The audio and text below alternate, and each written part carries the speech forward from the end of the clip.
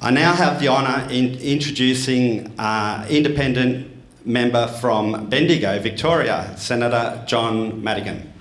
Ballarat, sorry.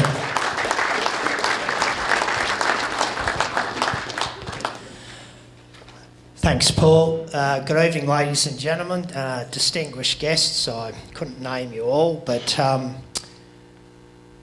thanks very much for the opportunity, invitation to come here tonight, Paul.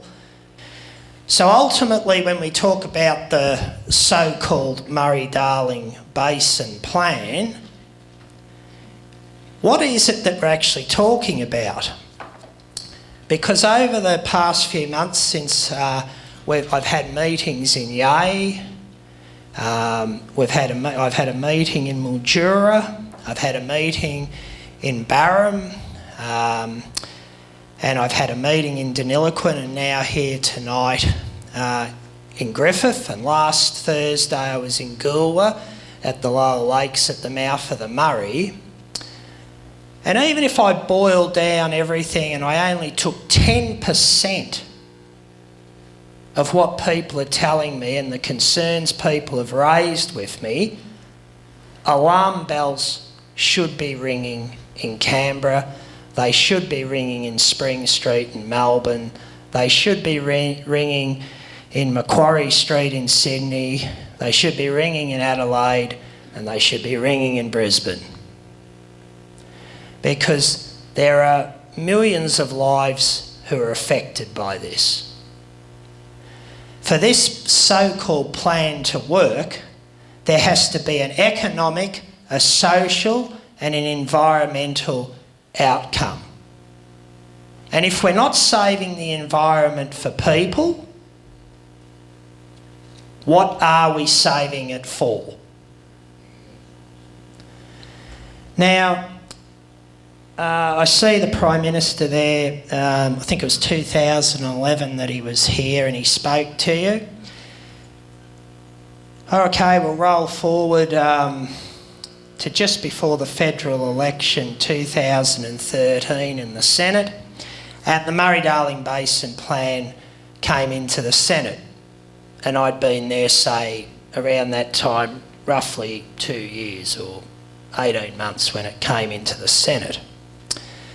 And I distinctly remember on the day it came in there, and having been visiting Deniliquin on a prior occasion, dragging my family up there and going around talking to machinery dealers and going out and visiting farms, and having been out to Collin Gully west of Wagga and talking, I see a couple of people here from Collin Gully tonight, and speaking to these people and listening to the concern and listening to a meeting that was conducted in the Collin Gully Hall, if I could recall correctly, and the New South Wales Department of the Environment was there. And the first thing that springs to mind is the fact that there was all the butcher's paper hanging on the wall and big thick texters.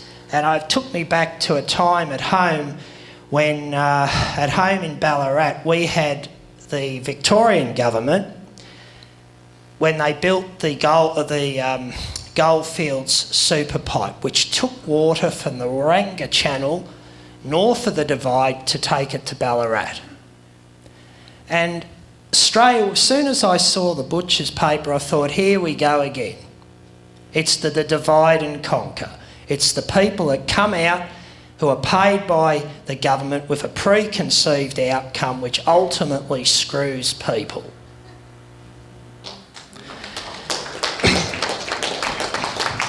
And at Collin Gully, you know, I just saw the same thing happening.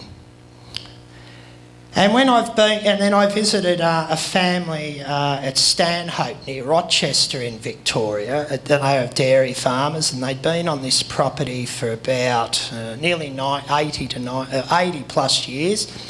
And I was speaking to this gentleman who's in his 80s, and he was telling me, he said, I've been paying for this channel that brings water down to our property my whole of my working life.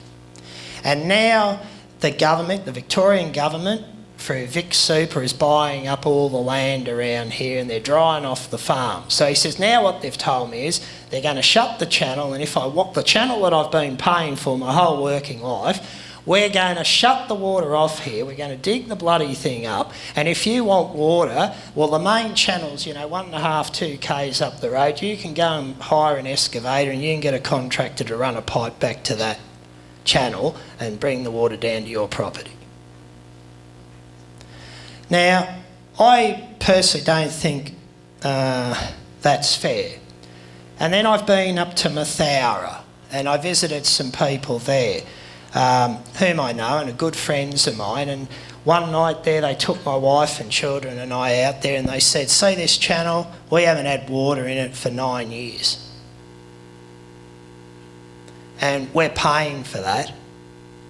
And he said to me, at $130 a meg, John, I can't make any money.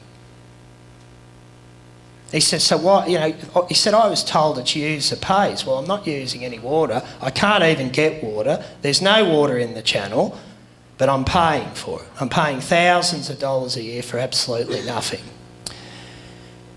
And then what leads me to be here today is that, as I say, when this plan came into the Senate and I was asked to vote on it, I abstained from the vote because it didn't make any bloody sense to me. And when I went round, I asked some of my fellow senators, what is this plan all about? Nobody could tell me. Nobody could explain it to me in, 20 succinct words what it all meant. Only a few weeks ago in Senate estimates, when I was asking questions about the so-called Murray-Darling Basin plan, I was told we're still finalising it.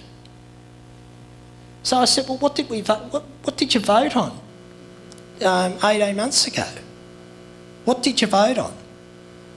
Even today, I've had phone calls from bureaucracy telling me, you shouldn't be going to Griffith whipping up trouble. I said, well, I'm not going to Griffith whipping up trouble. I said, you've caused the trouble because you've all sat on your fat asses doing nothing.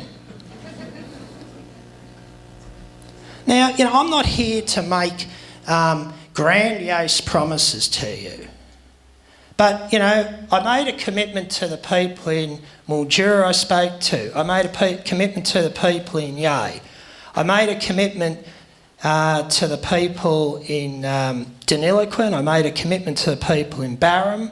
And, you might say, why is it that a Victorian senator is interested in anything? Well, why is he in Griffith tonight? Because what happens in Griffith affects people in my home state of Victoria. It affects people in New South Wales. It affects people in South Australia. It affects people in Queensland. It affects food security. It affects the nation, because we all, no matter who we are, where we live, what our backgrounds is, we all need water. It does not discriminate against any of us. Colour or creed, age or address, everybody is affected by water.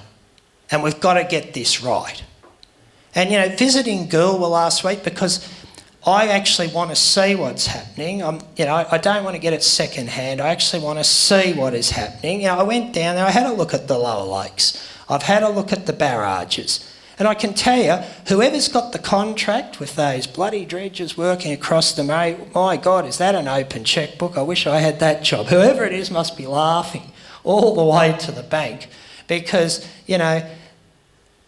that would be the best contract in the world to have. I wish when, I was at home in my blacksmith shop, because I'm a Boilermaker blacksmith, I wish to God I'd had a contract like that, because that's gold-plated, It's fantastic, and I'm sure anybody here in business would love a crack at that contract. It's just incredible. But the question is, I visited some friends in the Mallee the other day, and I was talking to them, and of course they're dry land farmers, and I said to them, well, what do you think about what's happening in Griffith? What do you think about what's happening in Benjaroo? What do you think about what's happening in Mildura, Swan Hill, Stanhope, Rochester? What do you think? What's your opinion?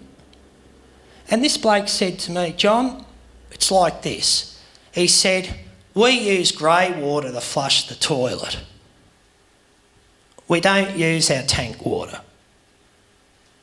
He said, why on earth are we using some of our best water for a dubious outcome? You know, what is the secret? Why aren't we prepared? You know, because we all make mistakes. Doesn't matter what persuasion a government is, they all make mistakes. And, you know, my father used to say, a smart man knows his limitations, a fool has none. Now, what is the problem with pulling up and saying we need to reassess what is going on here? We need to check that there is a balance, that the three boxes are checked. The social, that's people, which in my view of the world is first and foremost. Second, the economy. And third, the environment. Because if we get it right, we'll all be winners and the environment will win too. So, I thank you for coming tonight. I'm not going to bore you anymore. But I'm here to listen to you, to listen to your concerns and to take them back to Canberra for you. Just like the people at Barham, just like the people in Mildura, just like the people in Yea. And, you know, we're all in this together and we've got to remember this. It's united you stand, divided you fall. And there are going to be people, and there are people putting out furphies out there. You must stand together. You must, you know, focus on what unites you and not what divides you. Because let me tell you, there are people out there who are dead frightened of what you think. You know, my job as a politician, I believe, is to enhance people's lives, not make it tougher.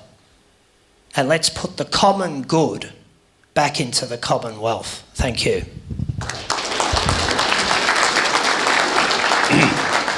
Thank you, Senator. Very enlightened.